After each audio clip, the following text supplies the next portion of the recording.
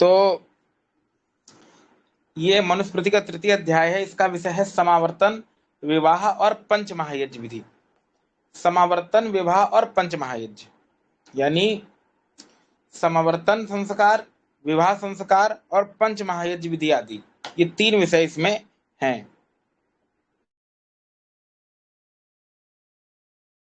तीन विषय लिए गए हैं। स्क्रीन नहीं दिख रही है क्या? देखो बैकग्राउंड में कुछ टैब्स होंगे, उसको क्लियर कर दो। हाँ दिख रही दिख रही। ठीक ठीक ठीक। अब हाँ देखिए, अब देखिए। हाँ ठीक है, हाँ, चलिए देखिए। तो समावर्तन संस्कार, विवाह और पंच महायज्ञ। तो समावर्तन संस्कार के बारे में आप लोगों को पहले हमने बता दिया है, लेकिन इसमें भी थोड़ा सा पढ़ेंगे। तो चलिए देखिए स्क्रीन पे पहला श्लोक देखिए, साथ साथ चलते जाना। गुरु गुरु के समीप रहते हुए ब्रह्मचारी को त्रैवेदिकम व्रतम, त्रय यानी 3, वेदिकम वेद, कौन कौन से? ऋग यजु साम, 3 वेद। अच्छा यहां 3 वेद क्यों बोला? क्योंकि 3 ही प्रकार के मंत्र होते हैं, ऋग यजु साम, और ज्ञान कर्म उपासना। अब जब ज्ञान कर्म उपासना का जब समन्वय होता है तो विज्ञान का विकास होता है। अब आप लोग सोच रहे होंगे ये क्या बोल रहे हैं, इसको समझिएगा। 2 प्रकार के पदार्थ होते हैं इस जगत में, एक होता है चेतन, एक होता है जड़। जो चेतन की जो पदार्थ है, आत्मा परमात्मा, ये विषय हमारा वैदिक धर्म लेता है।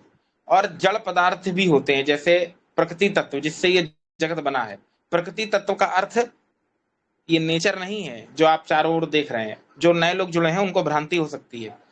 हमारे वैदिक वांग्मय में जहां भी प्रकृति शब्द आया है उसका अर्थ होता है इस जगत का मूल कारण, या अंग्रेजी भाषा में अगर कहें तो raw material of this universe. जैसे मिट्टी का उपादान कारण घड़ा, घड़े का उपादान कारण मिट्टी होती है, बिना मिट्टी के घड़ा नहीं बन सकता। उसी प्रकार से प्रकृति तत्व है जो सत्य रज तम की साम अवस्था को कहते हैं, उससे ये सारा जगत बनता है। इसकी व्याख्या हम इसके प्रथम चैप्टर में पढ़ा चुके हैं, पूरी कर चुके हैं। प्रकृति कैसे बनती है, मानवोत्पत्ति, सब पढ़ा चुके हैं। तो यहां पर जब जड़ चेतन को जानेंगे तो उसमें तीनों चीज होनी चाहिए। सबसे पहले हमने पदार्थ के स्वरूप को जानना है। पदार्थ का स्वरूप यानी पदार्थ कैसा है, उसका स्वरूप कैसा है, उसके गुण कैसे हैं, या जो लोग हिंदी में थोड़ी जिनकी गड़बड़ है, अंग्रेजी में कहें तो कैरेक्टरिस्टिक बोल सकते हैं। फिर उसको जानने के बाद उससे उचित उपयोग लेना होता है। तो जो पदार्थों का ज्ञान कराता है वो वेद है ऋग्वेद। पदार्थों के ज्ञान को जान लेने के बाद उसका किस तरीके से उपयोग करना है, इंप्लीमेंट करना है, वो कर्म कांड का विषय है, वो कराता है यजुर्वेद।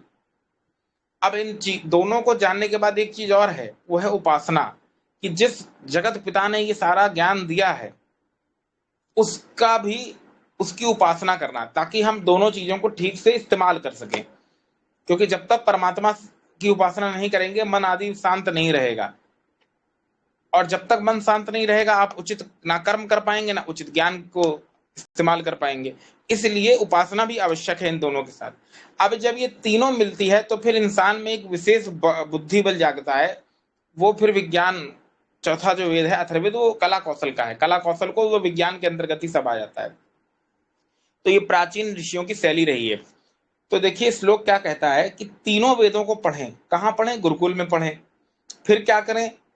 तो षट त्रिंशद आब्दिकम, गुरुकुल में प्रवेश करने के बाद 36 वर्ष प्रयत्न, 36 साल तक, या उससे आधा, 36 का आधा कितना होता है? 18, 18 दूनी 36, 18 वर्ष तक, या उसका चौथाई, चौथाई से भाग करेंगे 36 को तो कितना आता है? 9, 4 9 36, या 9 साल तक। तो 36 वर्ष, 18 वर्ष या 9 साल तक वेद को पढ़ें। अच्छा ये 36 वर्ष तक वेद को पढ़ने को क्यों कह दिया? तो देखिए कुछ विशेष प्रकार के लोग होते हैं इस दुनिया में। कुछ लोग होते हैं जिनको मास्टरी करनी होती है, पीएचडी करनी होती है। कुछ लोग होते हैं कि उतना नहीं पढ़ना चाहते, वो ग्रेजुएशन से खुश रहते हैं। कुछ लोगों का स्तर होता है कि वो और छोटे स्तर पे खुश रहते हैं। तो जिसको मास्टरी करनी है वेद में, कि वो पूरा अर्थ सहित जान जाए एक एक शब्द को, वो उसके लिए ये नियम है। या तो सामान्य व्यक्ति के लिए नियम क्या है, 25 वर्ष तक ही है विद्या अध्ययन का गुरुकुल में। उसको आगे बताया जाएगा आप लोगों को, हम पहले बता दे रहे हैं। देखिए यहाँ पर शब्द आया है, आगे वाले श्लोक में क्या आया है, तो हम अगला श्लोक देखिए तब आपको क्लियर होगा। नीचे वाला श्लोक करो, देखिए अखंडित अर्थात सत्य निष्ठा पूर्वक ब्रह्मचर्य का पालन करके 3 वेदों, ऊपर जाओ, 3 वेदों अथवा वेदौ, किन्हीं में से 2 वेदों को, अथवा वेदम अपि, किसी एक वेद को, यथा क्रमम अधीत्य, क्रम पूर्वक पढ़ना चाहिए। कैसे पढ़ना चाहिए, तो वेदांगों के सहित पढ़ना चाहिए। अभी वेदांग क्या होते हैं इसको जरा समझते हैं। देखिए वेद के वेदांग होते हैं जिससे वेद को समझा जाता है। शिक्षा, व्याकरण, निरुक्त, कल्प, छंद, ज्योतिष, ये 6 वेद के वेदांग होते हैं। फिर से हम रिपीट कर रहे हैं, शिक्षा, व्याकरण, निरुक्त, कल्प, छंद, ज्योतिष, ये 6 वेदांग होते हैं। अब जब इसका पठन पाठन का नियम क्या है कि एक वेद जब पढ़ाया जाता है, जैसे मान लीजिए ऋग्वेद पढ़ाया जा रहा है, तो उसके साथ उसका वेदांग भी चलता है। तो ऋग्वेद के साथ उसका ब्राह्मण चलेगा, जो वेद की व्याख्या है, उसका उसके साथ व्याकरण आदि तो चलेगा ही चलेगा, उस निघंटु चलेगा, निरुक्त चलेगा, कल्प शास्त्र चलेंगे, ठीक है, ज्योतिष शास्त्र चलेगा, क्योंकि बिना ज्योतिष के वेद को समझ नहीं सकते। तो इस तरह करके 6 होते हैं, शिक्षा, व्याकरण, निरुक्त, कल्प, छंद, ज्योतिष, ये 6 चलते हैं एक एक वेद के साथ।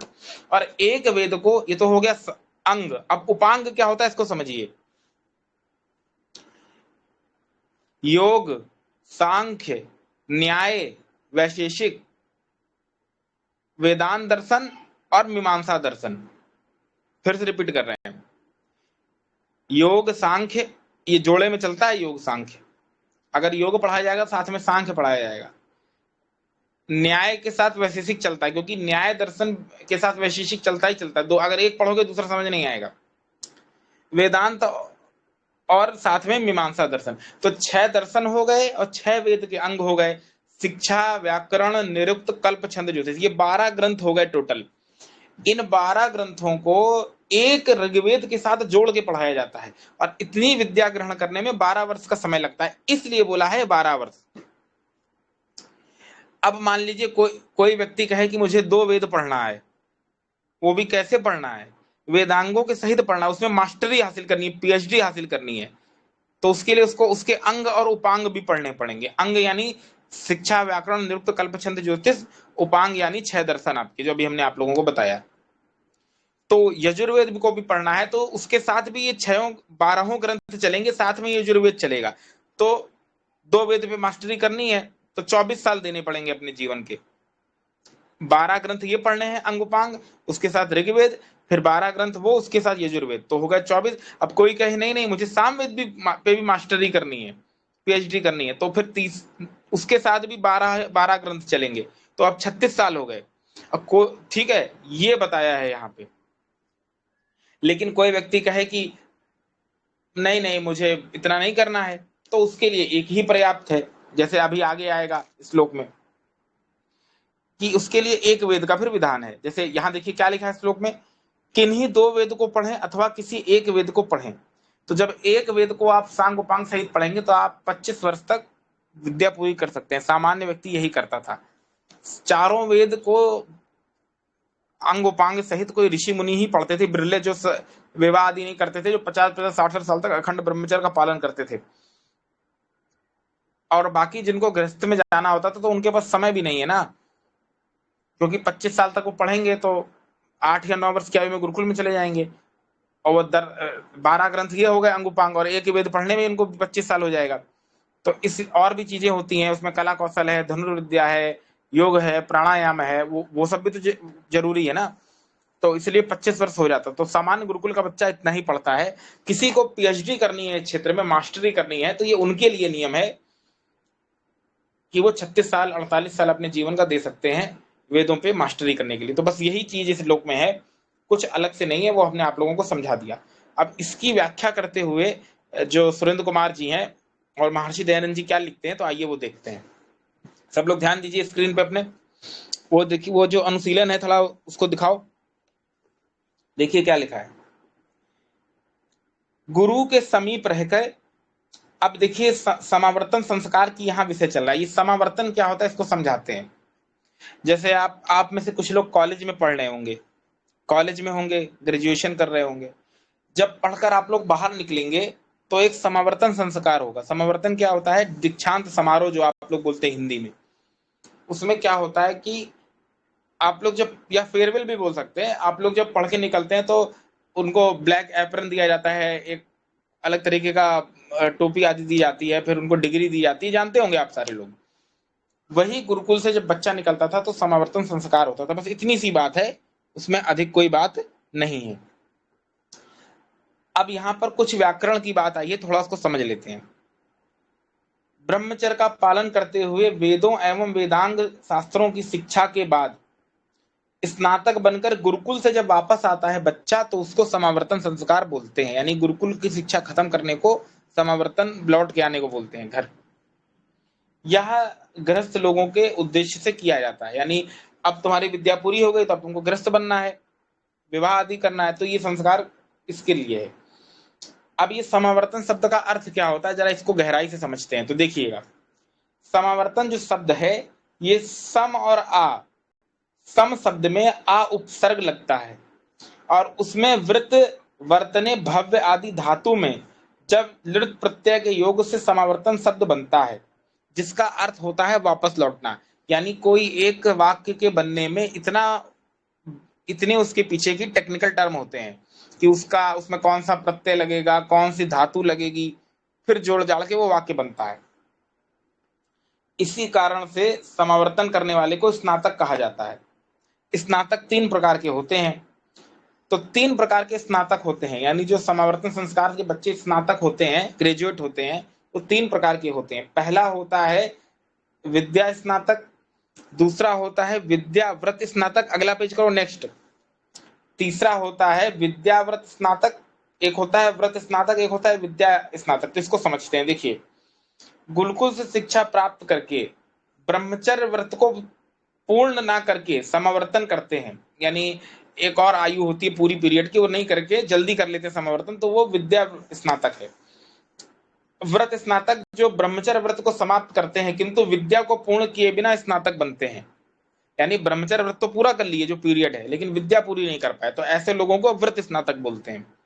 और भी कुछ लोग हैं जो पूरा एक ब्रह्मचर्य का पीरियड पूरा नहीं कर पाए लेकिन विद्या पूरी कर लिए, तो उनको विद्या स्नातक बोलते हैं। एक और होते हैं जो दोनों पूरा कर लेते हैं, ब्रह्मचर्य का पीरियड भी और विद्या का पीरियड भी, उनको विद्याव्रत स्नातक बोलते हैं। तो तीनों वेदों के अध्ययन में 36, 18 और 9 वर्ष का समय बताया है, जिसमें कम से कम एक वेद को पढ़ने में आपका 25 वर्ष लग जाएगा। कैसे लग जाएगा तो समझिएगा। हमने पिछले अध्याय में पढ़ा था कि बच्चे को गुरुकुल भेजने की आयु 8 वर्ष 9 वर्ष है। अब 8 वर्ष में जब गुरुकुल गया तो उसको 6 अंग पढ़ने हैं, 6 उपांग पढ़ने हैं। शिक्षा, व्याकरण, निरुक्त, कल्प, छंद, ज्योतिष, ये 6 अंग पढ़ने में उसको कम से कम मान के चलिए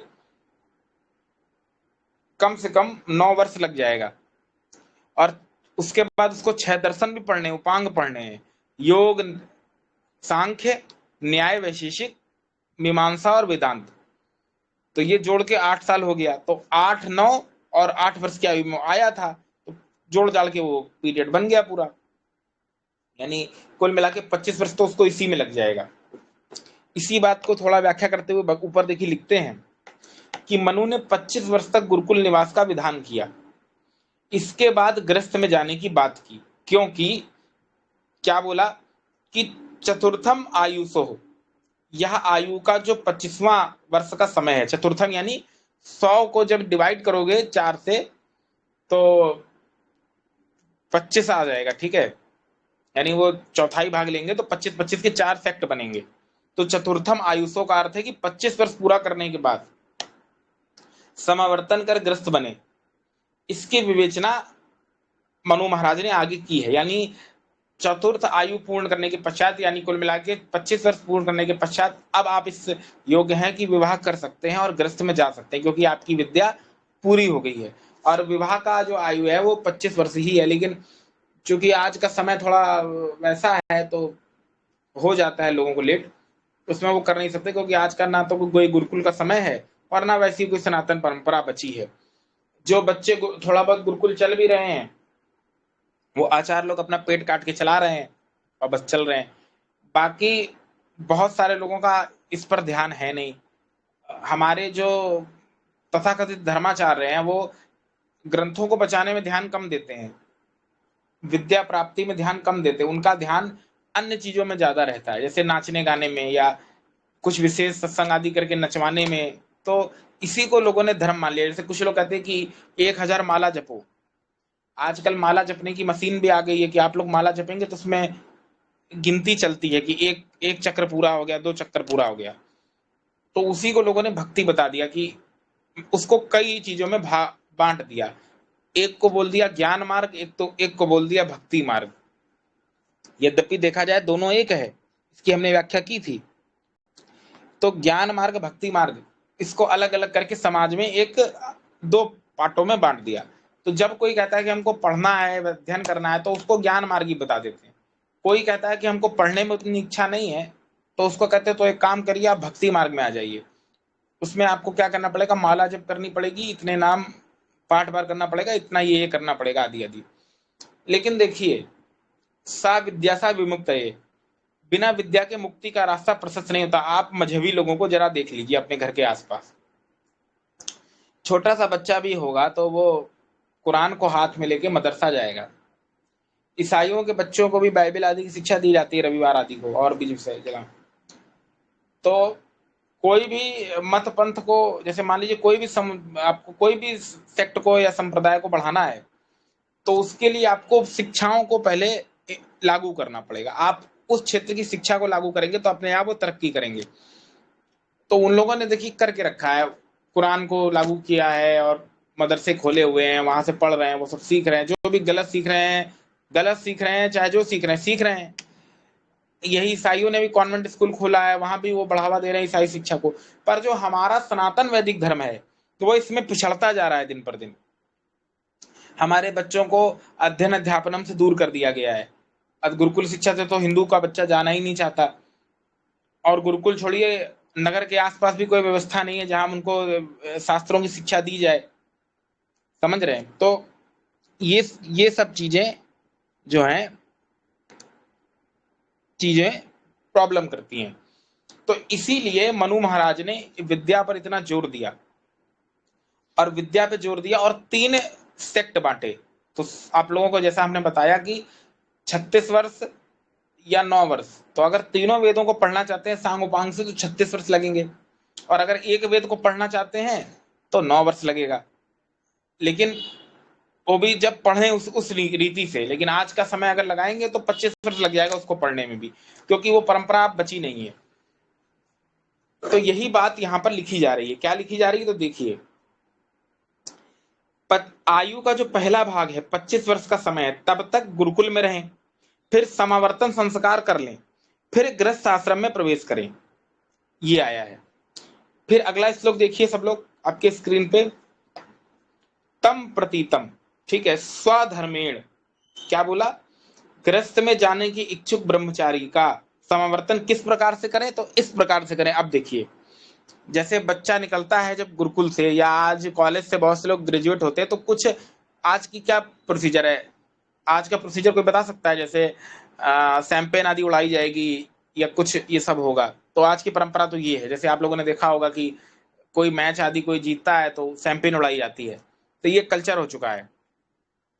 लेकिन उस समय ऐसा नहीं है। वहां का कल्चर कितना उत्कृष्ट है, ये वैदिक धर्म की महानता है। देखिए, पितुः, पिता रूप गुरु के वेद, पिता रूप गुरु के वेद और विद्या रूपी दाय भाग को ग्रहण करे।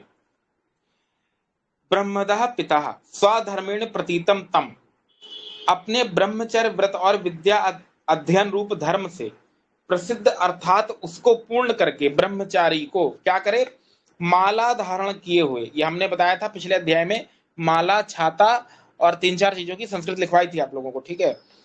धारण किए हुए, तल्पे आसीनम, आसन पर बैठे हुए, अपने गले में माला पहनाकर आसन पर बैठाकर पिता व आचार्य गवा गौ से प्राप्त पदार्थों से निर्मित मधुपर्क, मधुपर्क क्या होता है, तो उसमें गौ दुग्ध होता है, दही शहद, उसको मिला के चटाया जाता है। विद्यार्थी को सत्कार करें और उसको अनुमति दें कि बेटा अब तुम गृहस्थ आश्रम में जा सकते हो। इसमें कुछ चीजें और हैं कि इसको कुछ विशेष वस्त्र भी पहनाए जाते हैं और मधुपर्क चटाया जाता है, इसको माला पहनाया जाता है, और मनु महाराज ने गृहस्थियों के लिए माला पहनने का विधान किया हुआ है। लेकिन इसका तात्पर्य ये नहीं कि माला पहन के जो आडंबर चलता है कि माला देने मात्र से मोक्ष हो जाएगा, या माला पहनने मात्र से, इतना जप करने मात्र से सारी समस्या दूर हो जाएंगी, ये आडंबर है। हाँ, आभूषण के रूप में ग्रहण करने में कोई दिक्कत नहीं है। ऋषि अर्थ क्या है, महर्षि का अर्थ क्या है, देखिए महर्षि दयानंद का यही चीज का अर्थ करे, जो मनु महाराज ने बात बोली उसी को संक्षेप में महर्षि जी ने बता दिया। यही विशेषता है ऋषि की कि कोई भी वाक्य को संक्षेप में आसानी से खोल के बता देते हैं। जो स्वधर्म अर्थात आचार्य और शिष्य का धर्म है, क्या धर्म है, उससे युक्त पिता जनक व अध्यापक से ब्रह्मादाय, दाय भाग क्या होता है, ब्रह्मदाय यानी दाय भाग, यानी एक अंश देना। कौन सा अंश देंगे, जैसे दाय भाग में क्या होता है कि अपनी संपत्ति का एक हिस्सा देना, लेकिन यहाँ पे संपत्ति क्या है ब्रह्मचारी की, यहाँ ब्रह्मचारी की संपत्ति धन है कि विद्या है, यहाँ ब्रह्मचारी की संपत्ति क्या है, धन है कि विद्या है, विद्या है, जैसा कि आप लोग जानते हैं। तो विद्या रूपी भाग को ग्रहण करें।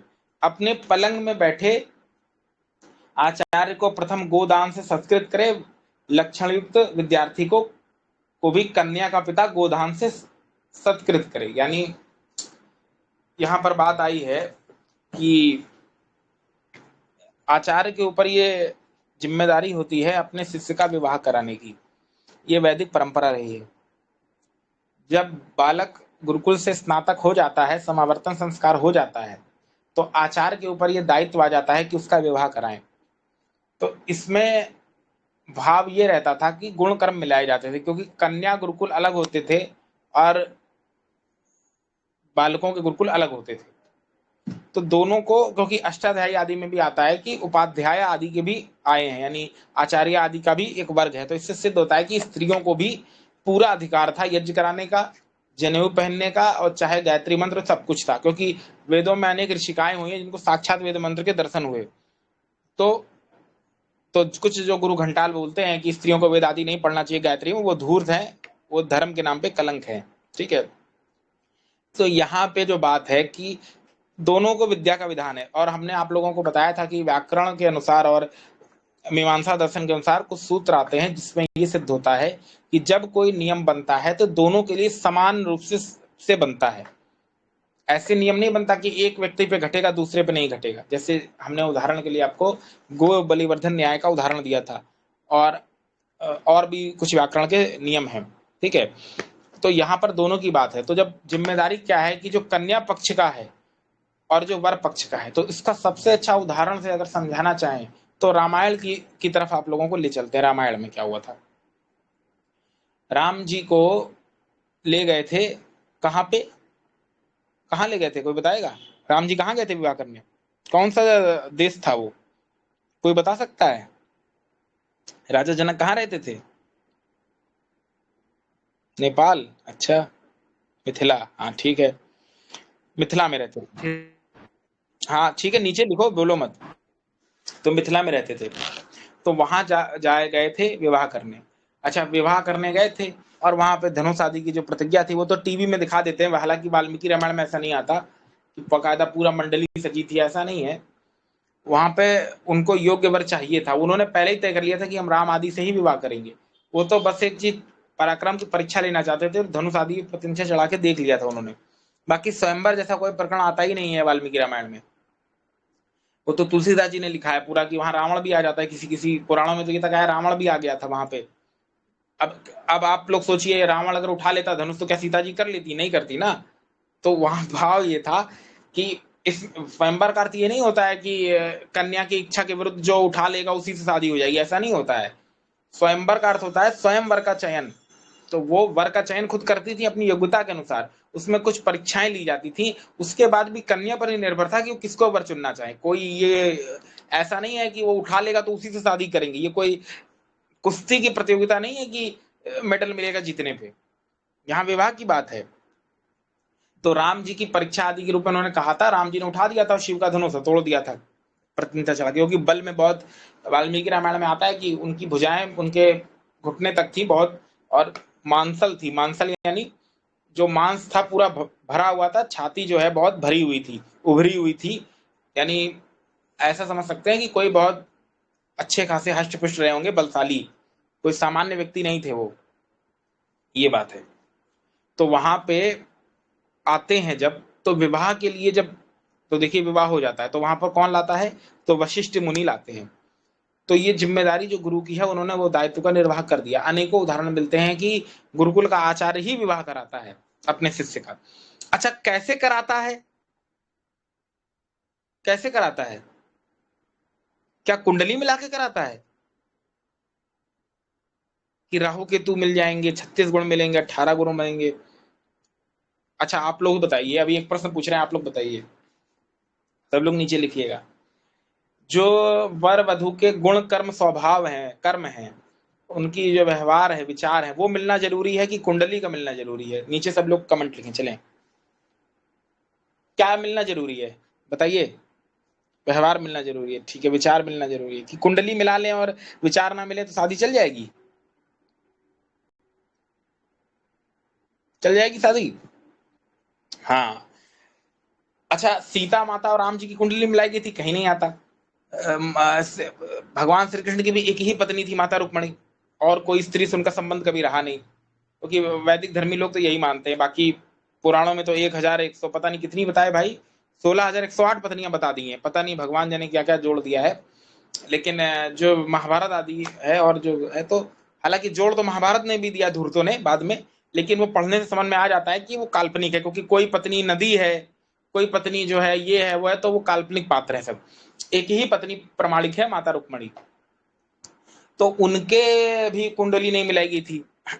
तो भाव ये है कि जो विवाह आदि होता था वो आचार्य गुण कर्म देख के करते थे कि कन्या के गुण कैसे हैं। जैसे मान लीजिए कन्या जो है वो क्षत्रित्व के गुण वाली है, तो वो वैसा वर चाहेगी, और कोई विद्या स्नातक है तो वो चाहेगी वैसा वर मिले, कोई जो है प्रबंधन में अच्छी है तो वैसा वर चाहेगी। तो ये सब चीजें होती थी, अपने अपने वर्ण के अनुसार वो लोग चुनाव कर लेते थे, पर हमारे यहाँ आज ऐसा है नहीं। अच्छा, उसका सबसे बड़ा कारण ये भी है कि गुरुकुल परंपरा आज खत्म हो गई है, तो पूरी तरह वो हो भी नहीं सकता। फिर भी आप लोग ये प्रयास करें कि, हालांकि हो ये संभव नहीं है, क्योंकि घर परिवार वाले दबाव डालते हैं कि अपनी ही कास्ट में करो।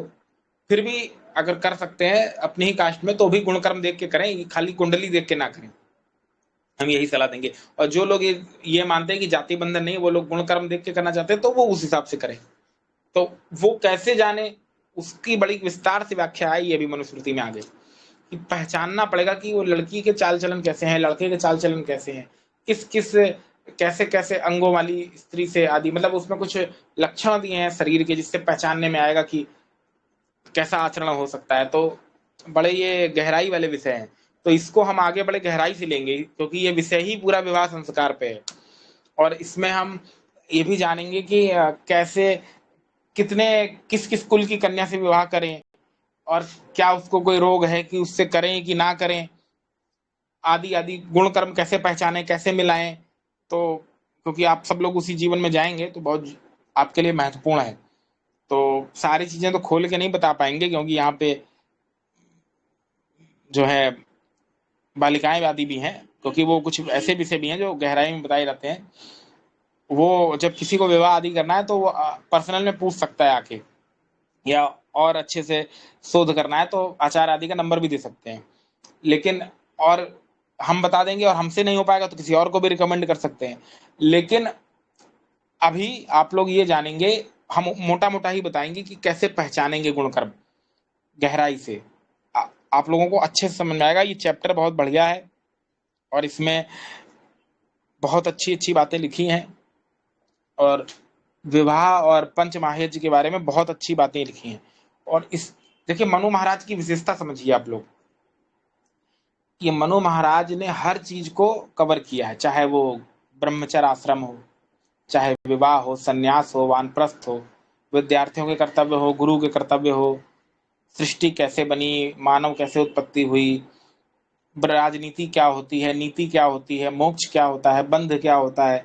मतलब ऐसा कोई विषय नहीं है जो इस किताब में छोड़ा गया हो। अद्भुत ग्रंथ है ये मनुस्मृति। लेकिन दुर्भाग्य की बात है कि 1000 से ज्यादा श्लोक धूर्तों ने इसमें मिलाए। इसमें जो मूल श्लोक है वो लगभग 1100 के आसपास है, शायद 11 या 1200। धूर्तों ने जोड़ जोड़ के 2000 के ऊपर कर दिया, ऊंट का बोझा बना दिया इस ग्रंथ को। तो इससे मनुस्मृति का जो गौरव है वो दूषित हो गया। मध्यकाल के आचार्यों ने भी इसको इतना ध्यान दिया नहीं, क्योंकि वो सारी चीजों को प्रमाणिक मानते हैं। उनके लिए सब प्रमाणिक है, सब प्रमाणिक है ना उनके लिए। वो शास्त्रों में कोई भी प्रच्छेद आदि स्वीकार नहीं करते, उनके लिए सब प्रमाणिक है। जहां पर भी वो फंस जाते हैं बोल देते हैं ये तो ईश्वर की लीला है। तो ऐसे काम नहीं चलेगा, सच को सच ही बोलना पड़ेगा। तो महर्षि दयानंद जी ने पहली बार इस पर शोध किया और 500 से ज्यादा श्लोक छांट के निकाले मनुस्मृति जो शुद्ध है, और उसी शोध को आगे बढ़ाया सुरेंद्र कुमार जी ने। उन्होंने पूरा शुद्ध करके दिखा दिया। तो ये विशुद्ध मनुस्मृति हर हिंदू के घर में होनी चाहिए। अमेजॉन पे मिलती है, आप लोग खरीद लीजिए, 400-500 रुपए की मिल जाएगी। विशुद्ध मनुस्मृति करके डालिएगा, आ जाएगा। तो इसमें गहराई से चीजों को लिया है और बहुत अच्छे से व्याख्या की है। अभी विवाह की जो विषय है इसको हम कल लेंगे, क्योंकि आज अगर विवाह का विषय लेंगे तो बहुत बड़ा हो जाएगा, फिर टाइम हो जाएगा।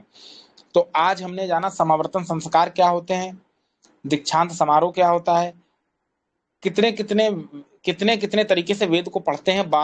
36 साल तीनों वेदों को उसके अंग और उपांग सहित मिला के पढ़ाने से 36 साल लगता है, और एक वेद को पढ़ना है तो 9 साल में पढ़ सकते हैं आदि। तो ये सारे विषय आज हमने जाने। अब कल का विषय है विवाह का विषय। तो पहले ये जानेंगे कि विवाह कैसे करें गुरु की आज्ञा से, फिर जानेंगे कि 8 प्रकार के विवाह होते हैं, फिर आएगा कि दहेज लेना चाहिए कि नहीं लेना चाहिए। ये सारी चीजें कवर होंगी। और दहेज लेना है, क्या दहेज लेने का विधान है हिंदू धर्म में? हिंदू तो हालांकि शब्द ठीक नहीं है, मतलब हिंदू चल गया समाज के अनुसार, सही तो सत्य सनातन वैदिक धर्म ही नाम सही है, ठीक है। क्या वैदिक सनातन धर्म में दहेज आदि का विधान है?